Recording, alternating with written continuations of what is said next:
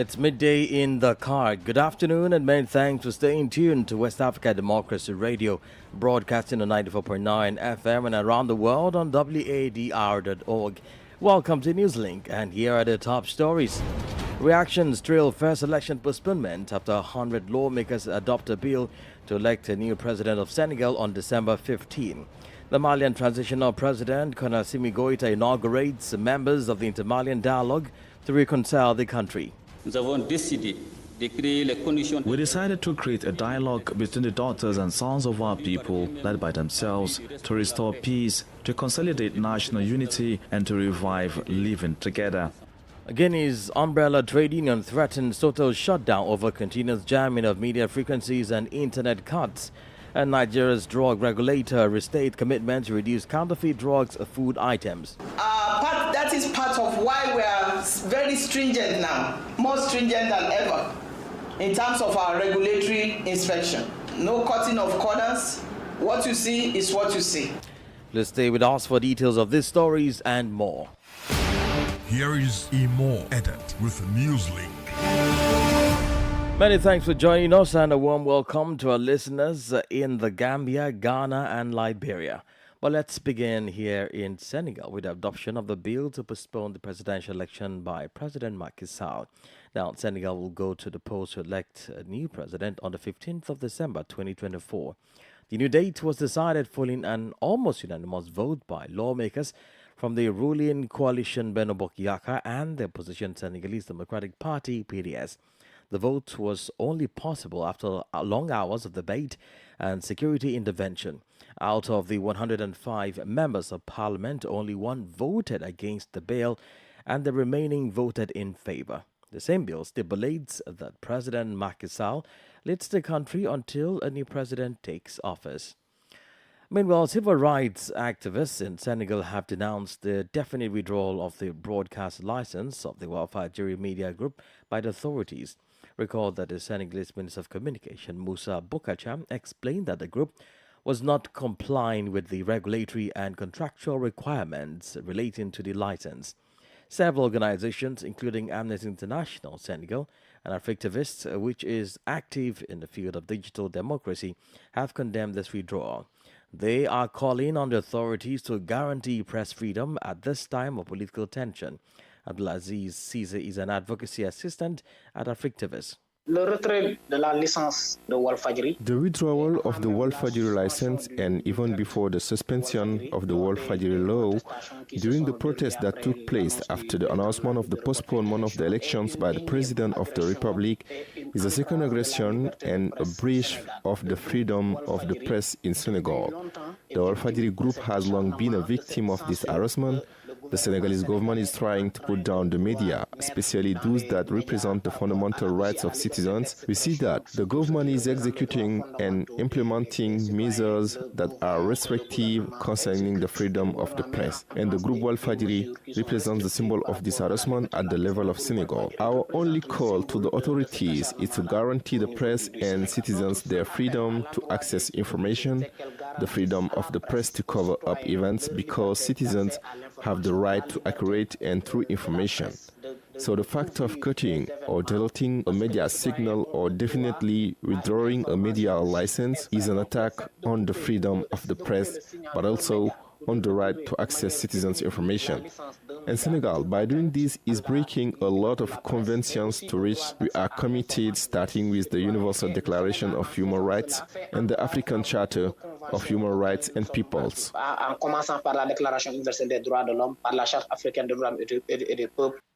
Abdelaziz Cisse is an advocacy assistant at Africtivists. Now, in another development, Senegal's envoy to Banjul was summoned by authorities in the Gambia after the alleged shooting of a Gambian national by Senegalese soldiers in the Casamance region. Gambia's Defense Minister Sering Modou confirmed the summoning of the Senegalese diplomat, saying the move was to seek clarity into the shooting of Doua Badji. The ambassador, who was out of the country for an official visit, was represented by his deputy. The Gambian Ministry of Foreign Affairs said the deceased, according to sources, was shot by the army in Jilang Fari village in the Foni region of the Gambia while returning from Fungtang, a nearby village in the same region. The motive behind the shooting is yet to be established. Speaking to WDL Monday evening, Alma Migiba, a National Assembly member representing Funi, said his team were in the town to convey the cops back to Banjul. In Mali, the president of the transition, Konasimi Goita, officially installed the steering committee for the Inter-Malian Dialogue for Peace and Reconciliation on Monday. The 140-member committee will be chaired by former Prime Minister. Its task will be to draw up the terms of reference for the dialogue and submit a report at the end of the discussions with the parties involved. Sankli Janko has more in this report by WDL's Bamako correspondent Ali Cham. Appointed by the presidential decree last week, the members of the steering committee for the Inter-Malian Dialogue have been officially installed by the president of the transition. Led by former Prime Minister Ousmane Issoufou, the committee will be tasked with drawing up the terms of reference for the dialogue and submitting a final report. For the president of the transition, Colonel Assimi Goita, this dialogue is of great importance for Mali. We decided to create a dialogue between the daughters and sons of our people, led by themselves, to restore peace, to consolidate national unity, and to revive living together. This was of urgent necessity, as the peace and reconciliation agreement issued by the Algiers process had become, for some actors, a source of trade and a means to prolong the suffering of our murdered populations. Faced with a security crisis for several years, this dialogue will help to create a climate of trust between the different communities in Mali, according to Goita.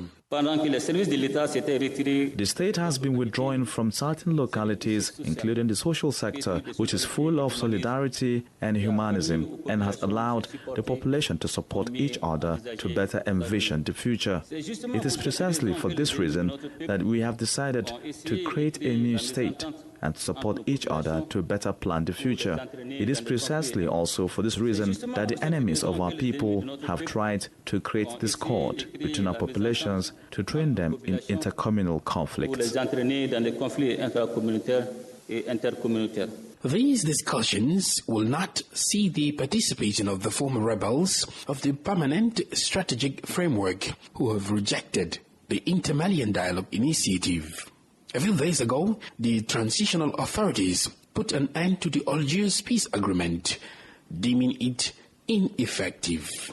That was a report filed in by our Bamako correspondent, Ali Cham, and voiced by Sankli Janko. Well, over in Guinea, the umbrella trade union movement is threatening to call for a general and unlimited strike in the public and private sectors. The collective action is to demand the release of the Secretary General of the Guinean Press Professionals Union, Sekou Jamal Pendesa. At the same time, journalists will seize the opportunity to ask for the immediate restoration of jammed broadcast signals and the freeing of the internet connection. Leaders of all the trade union centers are meeting in Conakry today to discuss the general strike slated for the end of the week. Pendesa, who was arrested last week, was heard again on Monday by the examining magistrate of the Dixon Court of First Instance. More stories coming up on West Africa Democracy Radio. Newslink continues. Elsewhere, Saleh Kebzabo, a Chadian opposition leader turned prime minister until the dissolution of his government, has been appointed state mediator of the republic. A decree signed on Monday indicates that Kebzabo's position is for 5 years and renewable just once. Augustine Coley has more details in this report. The decree number 0063 PT of February 5, 2024, appointing Saleh Kebzabo as the state mediator will require him to henceforth resolve conflicts between the government and citizens. Kebzabo's new position, which is the first in the transitional government's history since 2021, when General Mahatma Idris Deby Itno took over power, requires him to ensure justice and transparency. The new mediator of the Republic is therefore responsible for ensuring respect for the fundamental rights of citizens and promoting good governance in the Central African nation. Its main role is to facilitate mediation between citizens and public institutions and to find fair and just solutions to various disputes and conflicts. Saleh Kebzabo's work will thus contribute to the consolidation of democracy and the promotion of the values of justice and equity in the country, an aspect of the job description being questioned by civil society actors and human rights activists in the country. They argued his inability to calm tensions in October 2022 when demonstrators clashed with security operatives over the extension of the transitional period. Several dozen protesters were killed and hundreds more were arrested and detained. They later received a presidential pardon after being charged with acts of insurrection. Augustine Coley filed that report. Well, let's talk about the economy now, and in particular export growth in the West African Economic and Monetary Union WEMU zone, with the exception of Benin. The document entitled Regional Economic Outlook, published by the monetary institution, shows that exports grew by almost 9% in 2023. Budget execution among member states of the monetary union shows a trade deficit. Tawfiq Abdul Nasser brings us the details. Over the 3 quarters to 2023, the UEMOA region, excluding Benin, saw significant trade. Exports rose by 8.9%, while imports were estimated at 1.8%. In the last quarter of 2023, trade continued to be characterized by a fall in sales estimated at 6.5%, and increase in purchases of 6.1%. These figures show that the region's trade balance is in deficit, but the situation is much better than in 2022. There will be an improvement of 127.4 billion CFA francs in 2023. According to the report, the improvement in the budget deficit is the result of an improvement in the budget position of all member states, except for Senegal, which saw its budget deficit increase by more than 133 billion. The note goes on to state that, despite a slight slowdown in economic growth in sub-Saharan Africa for the second year running due to the COVID-19 crisis, 2024 looks promising for these countries. Economic growth should improve and return to its 2022 level as inflation falls and market demand strengthens. Tawfiq Abdul Nasser filed that report. West African countries have been encouraged to embrace international and regional cooperation to improve migration management in the sub-region. Analysts in the field argue that we live in an era of unprecedented human mobility, one that neither the current global economic downturn nor restrictive security measures can impede. They contend that the root causes of migration are numerous and complex, including high population growth compared to available jobs. Hence, there is a need for collaboration to address these challenges and maximize the positives of migration. From Accra, WADR's Nadede Tete reports. During the inauguration of a migration management course organized by the Kofi Annan International Peacekeeping Training Center in partnership with the Swiss government, the commandant of the KIPTC, Major General Richard Adojani, highlighted that the dynamics of migration in Africa are influenced by multiple factors. These factors encompass rapid population and labor force growth, political instability, increasing ethnic conflicts, economic decline, and environmental degradation, among others. He added that these factors are typically a result of a mismatch between rapid population growth and the limited availability of resources, low levels of requisite technology to exploit natural resources effectively, and the capacity to create employment and jobs in the country of origin. The situation erroneously portrays migration as the only hope for many citizens. For some communities, migration has become a survival strategy. Properly managed, migration can bring benefit both to migrants and societies. It is therefore our hope with the migration management course to equip you with the knowledge, tools, and skills to help reduce the negative effects of migration while maximizing the positive aspects. Swiss Ambassador to Ghana, Simone Geiger, emphasized the importance of cooperation between parties in the sub-region to improve migration management. Migration can never be tackled by one country alone, right? It's of utmost importance that different countries partner at the regional level, but then also we need to have a north-south cooperation. So I think you cannot have too much of cooperation when it comes to migration. And having a common understanding and speaking the same language, helps in this as well. So we really hope that the course will also contribute to building that partnership. For WADR, Nadede Tete, Accra.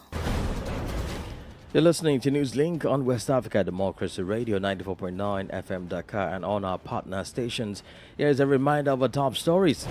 Reactions trail first election postponement after 100 lawmakers adopt a bill to elect a new president of Senegal on December 15.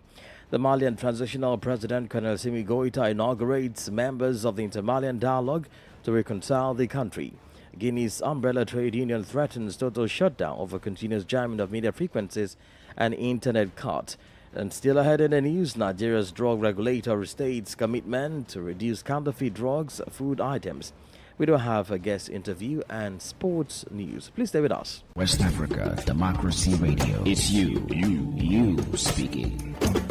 We're streaming live on WADR.org, YouTube, and Facebook. Now, the Nigerian government said it is implementing drastic and effective measures to reduce the prices of food items in the country. The most populous nation in Africa is experiencing a spiraling economy occasioned by fuel subsidy removal, currency depreciation, and associated security challenges, as well as climate change.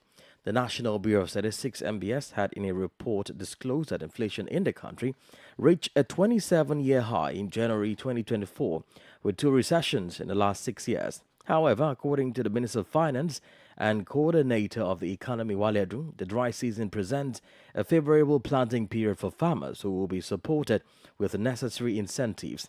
Edun was speaking to journalists in Abuja, the nation's capital, after a short meeting with the German Minister of Economy. I think the issue of rising prices is of concern to the government and everybody in Nigeria, and then some of the major steps which I can point out that are being taken to address this issue, because it's the issue of demand and supply, and a lot of emphasis has been placed on increasing agricultural production in particular. The president has intervened in that sector to provide grains, to provide fertilizer to farmers, to bring additional acreage, rice, maize, wheat, and cassava under additional acreage, additional production in order to increase the output and thereby bring down prices, and that will help bring down inflation. And of course, we're in the middle of the dry season farming. We're looking forward to a good dry season harvest that will help to ameliorate food prices in particular and the price level in Nigeria in general. What are doing is Nigeria's finance minister. Meanwhile, Nigeria's drug regulator NAFDAC said over 50% of certificates issued on pharmaceutical products imported into Nigeria are fake. This was made known by the Director General, Professor Modishola Adeyeye, at the stakeholders engagement meeting held with regulators, policymakers, and law enforcement agencies in Abuja.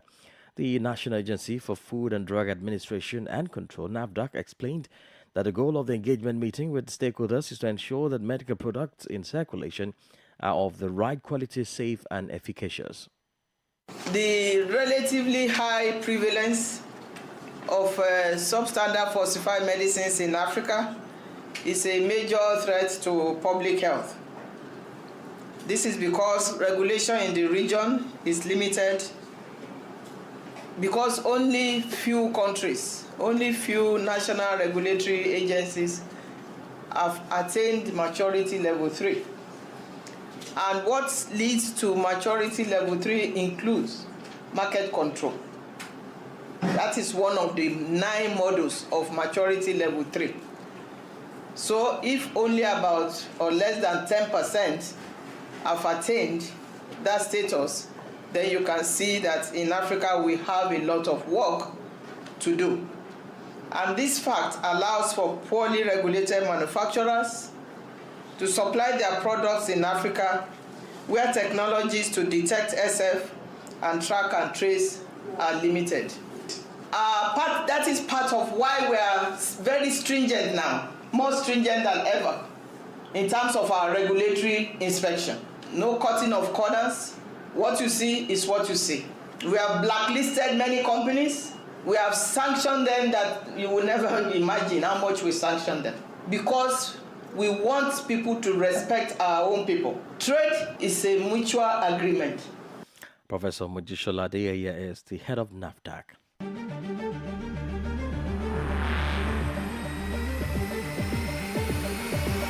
This is the newspaper.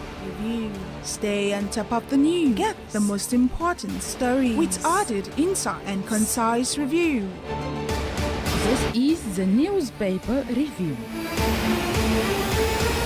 Let's now join Darlington Papa in Monrovia for the newspaper review. For this edition of Press Review, we will begin with the Africa newspaper. How marginalization, breach of vetting suggestions contribute to President Joseph Boakai's ongoing appointment wahala. We see the photographs of President Joseph Yuma Boakai, Amara Kone, Prince Johnson, and John Molu. Prioritizing continual clearing costs, we see the photograph of the new managing director of the Free Port of Monrovia. On the back page of the front page Africa newspaper is all about sports. Our next stop is the newspaper. Bitterness in appointments, PYJ sounds warning. Coleman stresses accountability, transparency at confirmation hearing. That's new Police Inspector General designate Gregory Comer. On the back page, Patel curves execution of liberalization policy. The next stop is the New Dawn newspaper. Washington should help Boakai. Kalando optimistic about Boakai's regime. That's businessman George Kalando. The back page of the New Dawn newspaper. We need a trauma and brain unit in Liberia. Health Minister designates discloses. Our last stop for today's edition of Press Review is the Hot Pepper newspaper. For providing wrong figures in SONA, that's the State of the Nation's address, President Boakai must apologize. His Excellency Ambassador Joseph Yuma Boakai has been urged to register unreserved apology to the people of Liberia for willfully, unknowingly, providing wrong information about the money he inherited from the Weah-led administration, which constitutes perjury and gross misconduct under Liberian laws.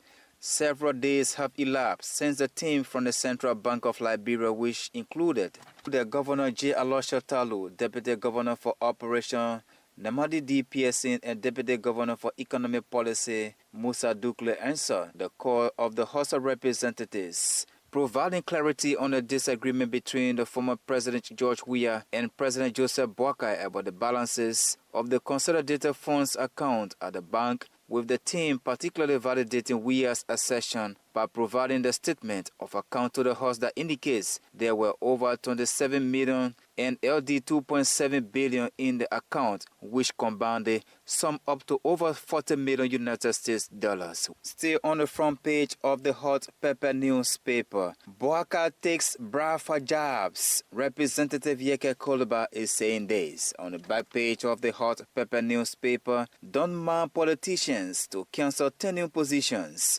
Civil society organizations caution President Joseph Boakai. That is how we love to conclude today's edition of Press Review. Thank you so much for following, and bye-bye. Many thanks, Darlington Papa there with the newspaper review. Politics, analysis on major news, social matters, and all. This is a guest. Our guest in this segment is governance expert Ibrahim Khan, who will give us a detailed analysis of what transpired yesterday at the Senegalese Parliament in a plenary session that lasted all night. New dates have been set now. It's December 15, 2024, and indirectly the extension of the tenure of the president, because he was supposed to hand over power the 2nd of April. Now, probably he will hand over power maybe at the end of December 2024 or even January, because if the election takes place in December, the first round takes place in December, maybe the second round will take place in January, and then after, the swearing in will be in 2025. So, which means that the president will be in place for the next year, an additional year. Sorry. That's the practical implication of yesterday's decision. What are the downsides of this? Looking at the fact that so much has been put into the preparation for these elections, and a lot of political parties and candidates were already gearing up to kickstart their campaign. How devastating is this, especially telling on the country's long-standing history of democracy? Well, let me put it in this way, and you will be really very surprised, because yesterday we heard an interview of the Secretary General of the Présidence de la République, who is the most senior civil servant, in the office of the president, who is coordinating the whole work of the president. And he said to all of us that there was no preparation of the election. How? In what way, sir? Yes, he said there was no preparation of the election. Nothing was done. Usually in Senegal, 3 months before the beginning of the election itself, the material is sent, all of these are done. He said practically nothing was done. There was no preparation. And that helps you to understand what is today at stake. Apparently, there is a conjunction of interest. The interest of the president not to organize the election, and the interest of PDS to make sure that for the next election, when it happens, the candidate is part of the game. Because PDS is one of the biggest parties in Senegal. And since 2012, PDS didn't have a candidate for the presidency. If they don't have a candidate this time, that is the death of the party. And a party without, whose boss, whose president is in exile for the last 6 years. So that's the problem with the PDS. But for the party itself, the presidential party, we all know that now that the Amadouba, who is the official candidate, is not the first choice of the party, because senior member of the party are criticizing him every day, are saying that if this person runs, we will even not be at the second round. So the ruling party or the coalition in power has all interest not to organize this election. So now they have to find reason. They have to find arguments. Mr. Khan, does this delay in any way, just the lack of preparation you mentioned, justifies this cancellation or shift in date? And is it possible that the Constitution is amended, to fit into this new date, or this is just a one-off? After this, the country goes back to the normal February as it is? Well, your question is very interesting. The president, to do what he was doing, used Article 52 of the Constitution. Okay. About the crisis, and for his role, he decided to retrieve, despite the fact that there was no conclusion about a crisis. There was no conclusion about a crisis. A committee was set up. That committee even didn't start its operation. And well, Ibrahim Khan there was our guest. And in Sport Brief, the semi-finals of the 2023 Africa Cup of Nations AFCON will be played tomorrow, Wednesday, as the tournament hosts Cote d'Ivoire are among the four finals, with defending champion Senegal and record holders Egypt out of the contest. Nigeria, South Africa, Cote d'Ivoire, and the Democratic Republic of Congo are set to vie for the African title. And we've come to the end of this edition of Newslink from West Africa Democracy Radio, broadcasting from Dakar, Senegal. Thank you for listening, and many thanks to Mustafa Sek and Maudu Ju for the technical assistance. I am Imo Edet. Good afternoon. And many thanks to you for listening to Newslink via Hot 104.3 FM, New Imi FM 94.0, and Veritas Radio 102.9 in Banjul, the Gambia. We also appreciate our listeners in Liberia via Alternative Youth Radio 98.9 FM, Lofa County. For you listening via Radio Pad 95.1 Damango, Savannah region, and on Royals FM 104.7 Wenchi, Ghana, we say a big thank you. Remember, West Africa Democracy Radio is all about you, your views, and your opinions.